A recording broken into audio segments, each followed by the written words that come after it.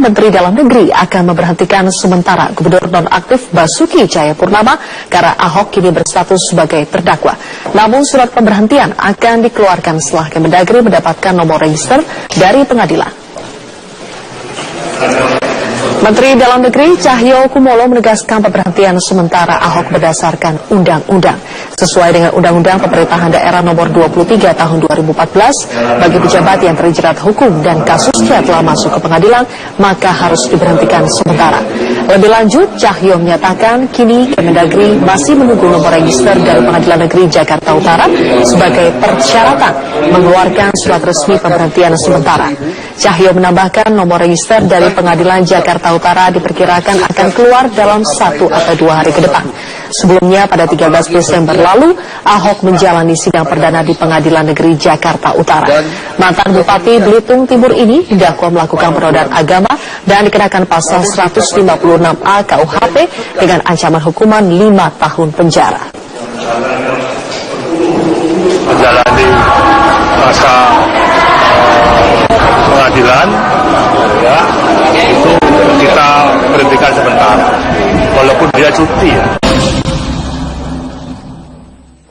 Survei terbaru dari Lembaga Survei Indonesia menunjukkan elektabilitas pasangan Cagup-Cawagup petahana DKI Jakarta Basuki Cahayapurnama dan Jarod Saiful Hidayat meningkat dan mengungguli 2 pasangan kandidat lainnya. Sementara elektabilitas pasangan Agus Harimurti, Silviana Murni sedikit turun dan Anies Baswedan dan Sandiaga Uno stabil.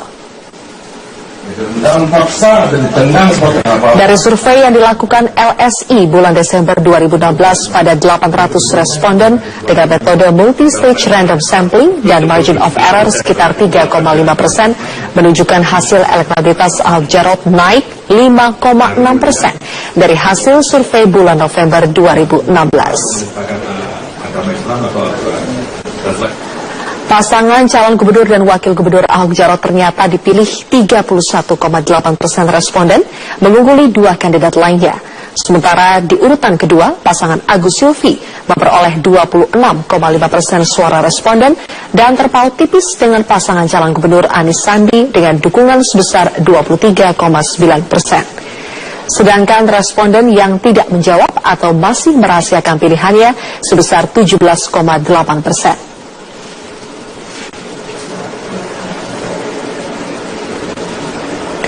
Hal ini berarti adanya peningkatan elektabilitas terhadap pasangan Ahok Jarot dibandingkan survei LSI di bulan November 2016. Sebelumnya pasangan calon gubernur Agus Silvi berada di posisi pertama dengan persentase 30,4% dan pasangan Ahok Jarot sebesar 26,2%, sementara pasangan Anies Sandi mendapat respon 24,5%. Menurut Direktur Eksekutif LSI, ada 2 hal yang membuat elektabilitas Ahok Jarot naik di bulan Desember, yaitu karena para responden percaya kinerja Ahok Jarot yang sudah terbukti, serta semakin solidnya dukungan yang diberikan kepada Ahok.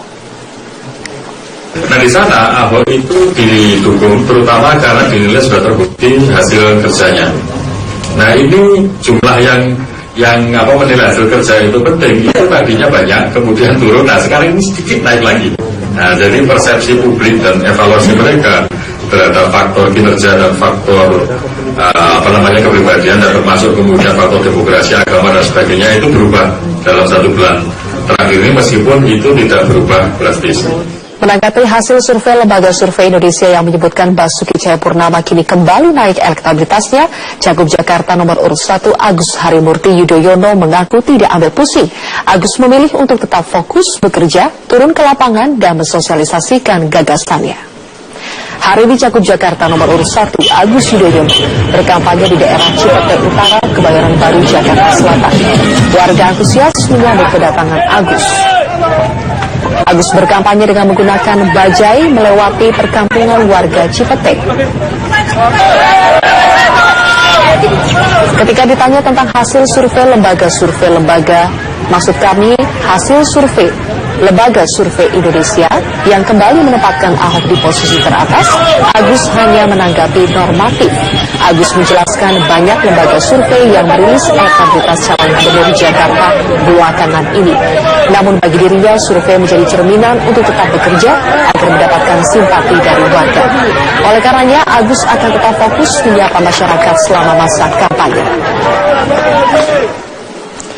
Hasil survei Lembaga Survei Indonesia menyebutkan elektabilitas Ahok di bulan Desember mencapai sekitar 32,9%, sementara AHY memperoleh 25,1% dan Anies Baswedan 23,2%.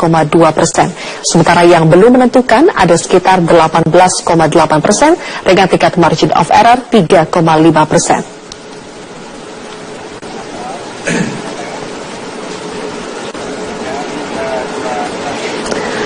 Hasil survei Lembaga Survei Indonesia yang menempatkan pasangan Ahok Jarot di urutan teratas elektabilitas Cagup Cawagup DKI Jakarta memunculkan pertanyaan, apakah warga Jakarta tidak terlalu terpengaruh dengan kasus dugaan penistaan agama yang tengah dihadapi Ahok? Rekan saya Saiku Bagawi akan membedahnya lebih dalam untuk Anda. Silakan Saiku. Ya, Sylvia, terima kasih. Selamat malam pemirsa. Ada beberapa hal yang menarik berkaitan dengan masalah hasil survei belakangan ini. Terutama ketika Ahok ditersangkakan sejak pada tanggal 16 November, kemudian berkembang sampai hari ini, terakhir pada tanggal 13 Desember kemarin, Ahok kemudian didudukkan di meja terdakwa. Lantas bagaimana dengan peta elektabilitas Ahok setelah dengan fakta yang semacam itu? Menunjukkan bahwa elektabilitas calon ini apakah kemudian tergerus dengan pasal penistaannya dialamatkan kepada Ahok. Yang kedua, bagaimana dengan kandidat lainnya yang menjadi pesaing Ahok, yaitu pasangan AHY dan pasangan Anies Baswedan. Misalnya bagaimana memobilisasi atau mengkapitalisasi sehingga katakan bisa mengurus elektabilitas Ahok. Ini memang menjadi pertarungan yang menarik, katakan menjelang sampai Februari 2017 mendatang. Seperti yang Anda saksikan di layar ini, dari hasil survei Lembaga Survei Indonesia yang baru dirilis pada hari ini, dan ini survei berdasarkan pada kemampuan untuk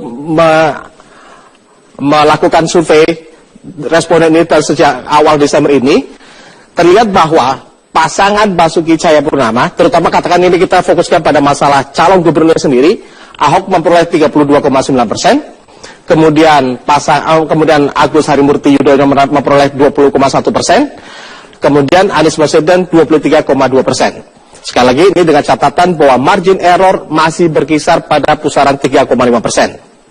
Di samping itu masih ada orang yang belum menentukan pilihan sampai saat ini. Kalau misalnya Pilkada Jakarta dilaksanakan pada hari ini ada sekitar 18,8%. Yang menarik adalah bahwa elektabilitas Ahok ini bergerak naik semenjak kasus ini bergulir dari katakan 3 bulan lalu, 2 bulan 3 bulan yang lalu, kemudian setelah Ahok dinyatakan sebagai tersangka pada 16 November.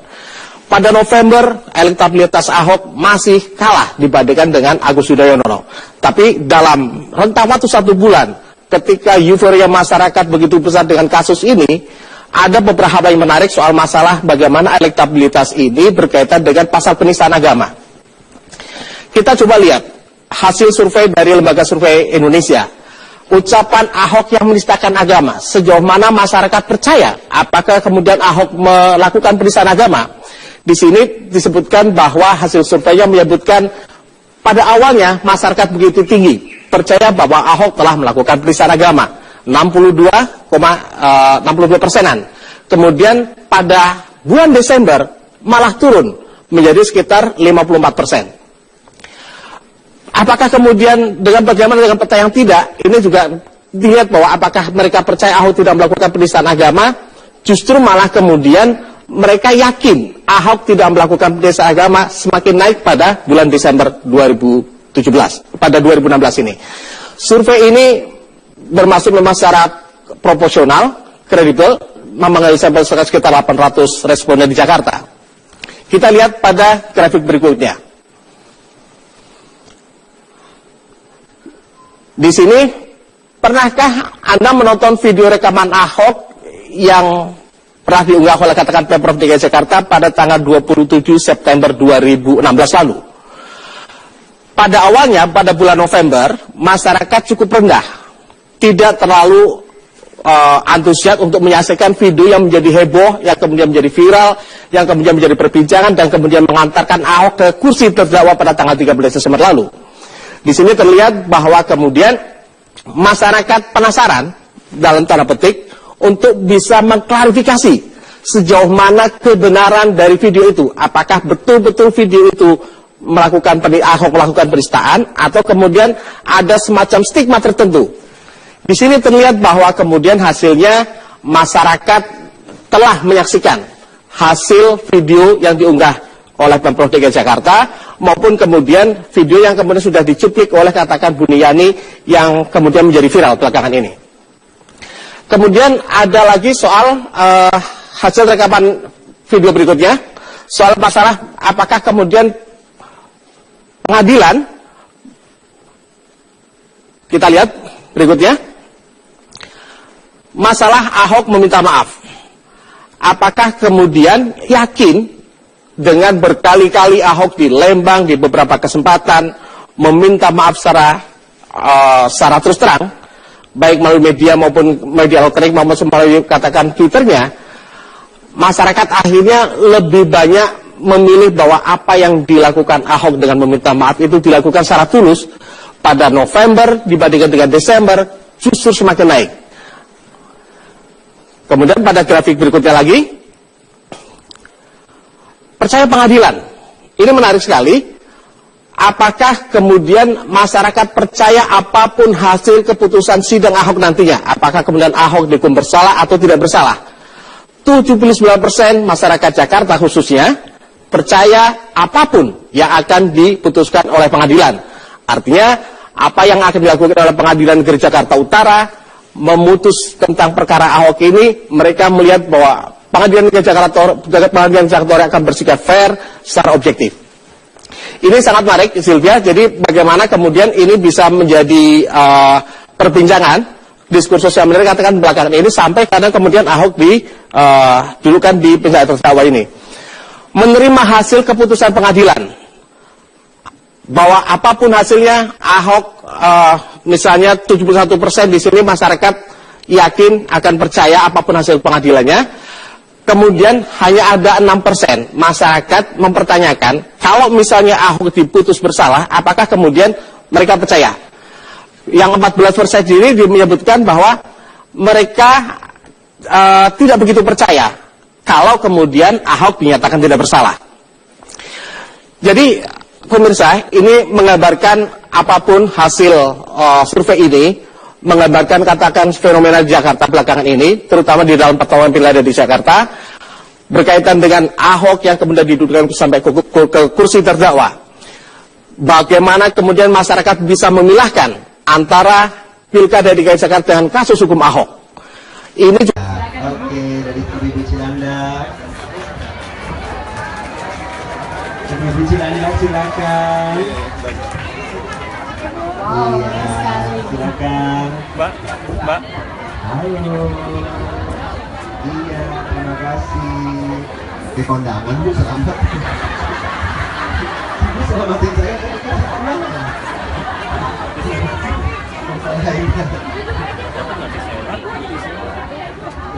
Ibu, silakan Bu, jangan selfie ya Bu, langsung foto sama adik. Ada yang mau ngomong? Ayo kan. Ayo. Terima kasih. Assalamualaikum warahmatullahi wabarakatuh. Selamat pagi, salam sejahtera buat kita semua. Kami dari Majelis Taklim Cilandak Barat dan sekitarnya. Kami datang untuk mendukung Bapak Ahok dan Bapak Jarot dan memberikan semangat untuk Bapak Ahok dan Bapak Jarot. Dan kami datang melalui suara hati kami akan kita bacakan sebuah puisi dan doa untuk Bapak Ahok. Bismillahirrahmanirrahim. Assalamualaikum warahmatullahi wabarakatuh. Bapak Ahok yang kami cintai, kami dari Majelis Taklim. Kenapa kami hadir di sini untuk mendukung Bapak? Karena selama kami diajarkan agama Islam, yang diajarkan adalah untuk menegakkan keadilan dan kebenaran. Dan ternyata itu adalah inti dari semua agama. Betul Ibu? Dan kami lihat Bapak adalah salah satu pejuang yang sedang memperjuangkan nilai-nilai tersebut. Maka kami sangat mendukung. Insya Allah Bapak selalu sehat. Ada puisi sedikit buat Bapak. Diam kami adalah luka dalam. Ketika wajah lelahmu harus meneteskan air mata di ruang pengadilan. Diam kami adalah karena kami tak mampu lagi menatap lama potret kepedihan. Cukup kalian lukai batinnya. Di sudut gelap hanya diam yang bisa kami lakukan. Memohon kepada Allah akan keadilan. Gemuruh doa kami panjatkan. Jangan lagi ada air mata yang akan kami lihat, Pak Ahok. Karena kami ingin mengatakan, terus majulah Pak Ahok. Meskipun ribuan pisau tajam menembus ulu hatimu, Bapak tidak sendiri. Berjuanglah terus Pak untuk keadilan dan kebenaran. We love you Pak Ahok, kami membutuhkanmu. Hidup Pak Ahok! Hidup Pak Ahok! Berapa putaran? Satu! Berapa putaran? Satu! Terima kasih. Wassalamualaikum. Oke Ibu,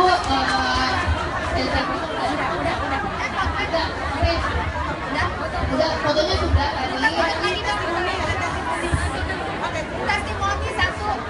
Testimoni ada? Singkat Kalau saya aja, satu aja. singkat aja Bu, biar yang Ya. lanjut. Oke, saya sangat berkesan sekali ketika saya mengurus, ini hasil kerja Pak Ahok ya. Ketika saya mengurus sertifikat rumah dari HGB ke SHM, itu sangat cepat sekali. Yang biasanya makan bertahun-tahun, waktu itu cuma 3 hari dan biayanya cuma 50.000. Oke, terima kasih Ibu atas kehadirannya. Terima kasih ibu-ibu sekali lagi.